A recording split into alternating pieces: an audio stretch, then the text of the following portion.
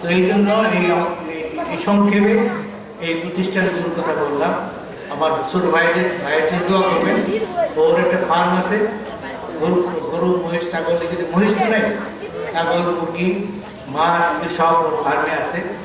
কত 48 একরের ফার্ম আমেরিকাতে আছে। ওটাতে গরু জবাই করা হয় হালাল উপায়ে, যারা গোস্ত খাইতে চায় হালাল গোস্ত, তো ফার্মে থেকে সেখান থেকে জবাই হয়, সেখানে কুরবানি দেওয়া হয়। এগুলি ওখানে করে ইসলামের চর্চায় করে। মসজিদ দিছে ওখানে, প্রথম মসজিদ এ শহরে।